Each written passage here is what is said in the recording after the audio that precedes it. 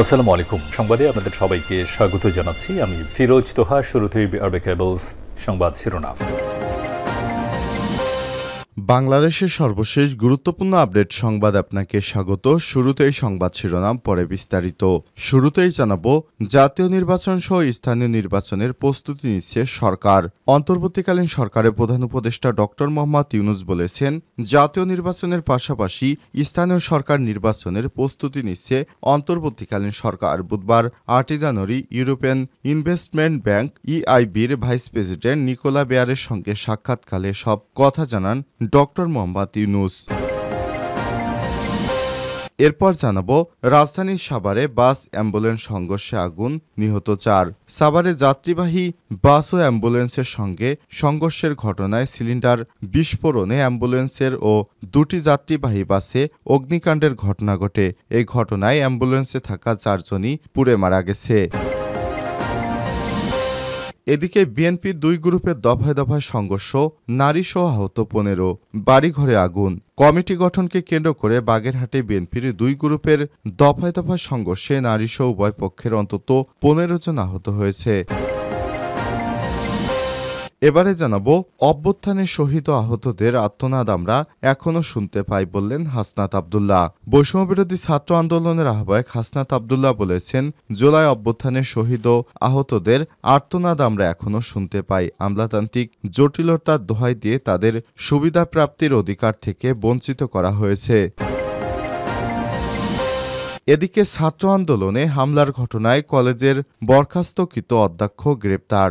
বগুড়ায় বৈষম্যবিরোধী ছাত্র আন্দোলনের মিছিলে হামলার মহাস্থান মাহি সওয়ার ডিগ্রি কলেজের বরখাস্তকৃত অধ্যক্ষ মামুনুর রশিদকে গ্রেপ্তার করেছে বগুড়া সদর থানা পুলিশ। তিনি জয়পুরহাট জেলার কালাই উপজেলার পুনর্পূর্ব পাড়া গ্রামের মৃত হাবিবুর রহমানের ছেলে। এবং সর্বশেষ জানাবো, সীমান্তে বিএসএফের গুলিতে বাংলাদেশি নিহত। সিলেটের সুনামগঞ্জের বিশ্বম্বরপুর চীনাকান্দি সীমান্ত এলাকায় বিএসএফের গুলিতে এক বাংলাদেশি যুবক নিহত হয়েছে। নিহত ব্যক্তি উপজেলার ধনপুর ইউনিয়নের আমতলা খাসপাড়া পূর্ব এলাকার বাসিন্দা জয়নুল আবেদিনের ছেলে মোহাম্মদ সাইদুল ইসলাম। বুধবার সন্ধ্যা 6:30টার দিকে তিনি নিহত হন। সুনামগঞ্জ ব্যাটালিয়ন ২৮ বিজিবি জানায়, মাসিমপুর বিওপি এবং প্রতিপক্ষ ১৯৩ বিএসএফ ব্যাটালিয়নের কড়াইগড়া ক্যাম্পের দায়িত্বপূর্ণ সীমান্ত পিলার ১২০৯ বাই এমপির কাছে প্রবেশ করেছে বাংলাদেশি যুবকের সময় ১৯৩ ব্যাটালিয়ন বিএসএফের টহল দল তাকে গুলি করে। প্রিয় দর্শক, এতক্ষণ শুনছিলেন সংবাদ শিরোনাম, এবারে বিস্তারিত। তবে তার আগে বন্ধুরা, অনুরোধ থাকবে সংবাদটিতে একটি লাইক দিন।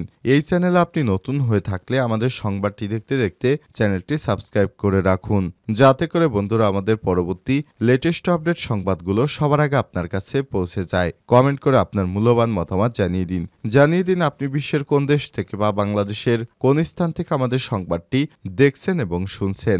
এবারে বিস্তারিত। জাতীয় নির্বাচন সহ স্থানীয় সকল পর্যায়ের নির্বাচনের প্রস্তুতি নিচ্ছে সরকার। অন্তর্বর্তীকালীন সরকারের প্রধান উপদেষ্টা ডক্টর মোহাম্মদ ইউনূস বলেছেন, জাতীয় নির্বাচনের পাশাপাশি স্থানীয় সরকার নির্বাচনের প্রস্তুতি নিচ্ছে তার সরকার। বুধবার ৮ জানুয়ারি ইউরোপীয় ইনভেস্টমেন্ট ব্যাংক EIBর প্রেসিডেন্ট নিকোলা বেয়ারের সঙ্গে সাক্ষাৎকালে সব কথা জানান তিনি। এ সময় অধ্যাপক ডক্টর মোহাম্মদ ইউনূস পরবর্তী সাধারণ নির্বাচন এবং স্থানীয় সরকার নির্বাচন অনুষ্ঠানের জন্য অন্তর্বর্তীকালীন সরকারের পরিকল্পনা সম্পর্কে বিস্তারিত আলোচনা করেন। ডক্টর মোহাম্মদ ইউনূস বলেন, অন্তর্বর্তীকালীন সরকারের একই সঙ্গে স্থানীয় সরকার নির্বাচনের জন্য প্রস্তুতি নিচ্ছে যেন স্থানীয় সরকার সত্যি স্থানিক থাকে এবং একটি সরকার নিশ্চিত করা যায়। ইউরোপীয় ইউনিয়ন ব্যাংকের ভাইস প্রেসিডেন্ট নিকোলা বেয়ারের সরকারের গৃহীত গুরুত্বপূর্ণ সংস্কার বাস্তবায়নের সহায়তার আশ্বাস দেন। এ সময় ডক্টর মোহাম্মদ ইউনূসের সরকারকে তিনি বলেন, ইউরোপীয় ইউনিয়ন তার সঙ্গে রয়েছে। ইউরোপীয় ইউনিয়ন সবসময় বাংলাদেশের সঙ্গে কাজ করতে আগ্রহী। ডক্টর মোহাম্মদ ইউনূসের সরকারের নেতৃত্বাধীন সরকারের সঙ্গে ইউরোপ পূর্ণ সমর্থন দিয়ে কাজ করতে চায় বলেও জানান তিনি। এ সময় ডক্টর মোহাম্মদ ইউনূস দেশবাসীর উদ্দেশ্যে বলেছেন, দেশবাসী অধৈর্য হবেন না, আমরা জাতীয় এবং স্থানীয় দুইটি নির্বাচনের জন্য প্রস্তুতি গ্রহণ করছি। সাভারে বাস অ্যাম্বুলেন্স সংঘর্ষ, আগুন, নিহত 4। সাভারের অ্যাম্বুলেন্স ও বাসের মধ্যে ভয়াবহ সংঘর্ষের ঘটনায় গ্যাসের সিলিন্ডার বিস্ফোরণের কারণে অ্যাম্বুলেন্স ও দুটি যাত্রীবাহী বাসে অগ্নিকাণ্ডের ঘটনা ঘটে। এতে অ্যাম্বুলেন্সে থাকা 4 জনই আগুনে পুড়ে মারা গেছে। এই ঘটনায় বাসের অন্তত 7 যাত্রী আহত হয়েছে। বৃহস্পতিবার 8 জানুয়ারি গভীর রাতে ঢাকা আরিচা মহাসড়কের পুলিশ টাউন এলাকায় এই ঘটনা ঘটে। স্থানীয় বরাত দিয়ে পুলিশ জানায়, ঢাকা আরিচা মহাসড়কের ঢাকামুখী লেনে অ্যাম্বুলেন্সের সঙ্গে বাসের সংঘর্ষ হয়। এতে অ্যাম্বুলেন্সের গ্যাস সিলিন্ডার বিস্ফোরণ হয়ে আগুন ধরে যায়। পরে ওই বাসের পেছনে থাকা আরও একটি বাসে আগুন ছড়িয়ে পড়ে। বিষয়টি নিশ্চিত করে ফায়ার সার্ভিসের কর্মকর্তা আলাউদ্দিন গণমাধ্যমকে জানান, রাত 2:50 দিকে আগুন নিয়ন্ত্রণে এসেছে। বাসের যাত্রীরা বাস থেকে নেমে যায়। আহত 7 জনকে হাসপাতালে পাঠানো হয়েছে। আর আগুন এমনভাবে লাগে যে অনেকেই স্থানীয়রা হাসপাতালে পৌঁছে দিয়েছে। তবে এই ঘটনায় অ্যাম্বুলেন্সে থাকা 4 জন অগ্নিদগ্ধ যাত্রী মারা গেছেন। সাভারের হাইওয়ে থানার ইনচার্জ শাওকাতুল আলম বলেছেন, প্রাথমিকভাবে অ্যাম্বুলেন্সে থাকা 4 জনের মৃত্যুর বিষয়টি জানতে পেরেছে। আরও বিস্তারিত জানার চেষ্টা করছি।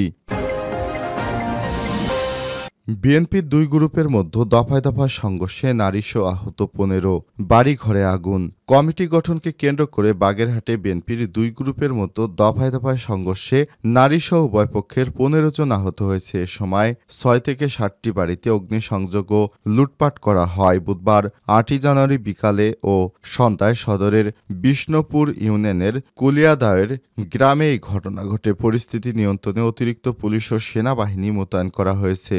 জানা যায়, বিষ্ণুপুর ইউনিয়নে বিএনপি নেতা মোল্লা মুস্তাফিজুর রহমান ও শেখ রুহুল আমিন গ্রুপের মধ্যে 2-3 দিন আগে থেকে বেশ কয়েকবার ছোট ছোট হামলার ঘটনা ঘটে। এরপর বুধবার দুপুর থেকে সন্ধ্যা পর্যন্ত দফায় দফায় হামলায় নারীসহ 15 জন আহত হয়েছে। আহতদের মধ্যে 6 জনকে বাগেরহাট ও খুলনা হাসপাতালে ভর্তি করা হয়েছে। এই ঘটনার জেরে সন্ধ্যায় মোল্লা মুস্তাফিজুর রহমানের লোকজন শেখ রুহুল আমিন সহ তার 7 ভাইয়ের বাড়িঘর অগ্নিসংযোগ ও লুটপাট করে নেয়। খবর পেয়ে পুলিশ ও সেনাবাহিনী ঘটনাস্থলে ছুটে যায়। বিএনপির বিবাদমান 2 গ্রুপের মধ্যে ফের সংঘর্ষের আশঙ্কায় অতিরিক্ত পুলিশ ও সেনাবাহিনীর সদস্য মোতায়েন করা হয়। বাগেরহাট সদর উপজেলা বিএনপির সদস্য শেখ রুহুল আমিন জানান, বুধবার দুপুরে বিষ্ণুপুর ইউনিয়ন বিএনপির কমিটি গঠন সংক্রান্ত বিষয় নিয়ে জেলা বিএনপির সভাপতি আকরাম হোসেন তালিমের সাথে কথা বলে বাড়ি ফেরার পথে কুলিয়াদায়ের গ্রামে ভিআইপি মোড়ে পৌঁছানোর পর প্রতিপক্ষ মোল্লা মুস্তাফিজুর রহমান গ্রুপের কর্মীরা তাদের উপর হামলা চালায়। এ সময় তার গ্রুপের কয়েকজন আহত হয়েছে। অপরদিকে বিষ্ণুপুর ইউনিয়ন বিএনপির সভাপতি মোল্লা মুস্তাফিজুর রহমান গ্রুপের নেতা মাসুমুল্লাহ জানান, তাদের গ্রুপের উপর হামলার ঘটনায় থানায় অভিযোগ দিতে পথে শেখ রুহুল আমিন গ্রুপের লোকজন বিকেলে তাদের উপরও আবার হামলা চালায়। এতে আমাদের গ্রুপের 5 জন আহত হয়। ঘটনার জেরে সন্ধ্যায় কুলিয়াদায়ের গ্রামে উভয় পক্ষের মধ্যে সংঘর্ষ বাধে। এ সময় শেখ রুহুল আমিন সহ তাদের 7 ভাইয়ের বাড়িঘর অগ্নিসংযোগ ও লুটপাটের ঘটনা ঘটেছে। আহত হয় নারী সহ আরও অন্তত 15 জন। এ ব্যাপারে বাগেরহাট পুলিশ সুপার মোহাম্মদ তৌফিকুল আরিফ জানান, বিষ্ণুপুর ইউনিয়ন সংঘর্ষের খবর পেয়ে পুলিশ ও সেনাবাহিনী ঘটনাস্থলে ছুটে যায়। ফের সংঘর্ষের আশঙ্কায় সেখানে অতিরিক্ত পুলিশ ও সেনাবাহিনীর সদস্য মোতায়েন করা হয়েছে। বর্তমানে পরিস্থিতি স্বাভাবিক রয়েছে। গণ অভ্যুত্থানের শহীদ আহতদের আর্তনাদ আমরা এখনো শুনতে পাই। হাসনাত আব্দুল্লাহ। বৈষম্যবিরোধী ছাত্র আন্দোলনের আহ্বায়ক হাসনাত আব্দুল্লাহ বলেছেন, জুলাই অভ্যুত্থানের শহীদ ও আহতদের আর্তনাদ আমরা এখনো শুনতে পাই। আমলাতান্ত্রিক জটিলতার দোহাই দিয়ে তাদের সুবিধা প্রাপ্তির অধিকার থেকে বঞ্চিত করা হয়েছে। 24 পরবর্তী বাংলাদেশে আমলাতান্ত্রিক জটিলতার দোহাই চলবে না। 31শে ডিসেম্বরের পর আজ এতগুলো দিন পার হয়ে গেল সরকারের পক্ষে কোনো দৃশ্যমান পদক্ষেপ দেখিনি। বুধবার 8 জানুয়ারি বিকেলে জুলাই অভ্যুত্থানের দলিল হিসেবে ঘোষণাপত্রের দাবিতে সাধারণ মানুষের মাঝে লিফলেট বিতরণ শেষে কুমিল্লা টাউন হল মাঠে সাংবাদিকদের এসব কথা বলেন তিনি। হাসনাত আব্দুল্লাহ বলেন, সরকারের ঘোষণাপত্রে শহীদ এবং আহতদের স্বীকৃতি দিতে হবে।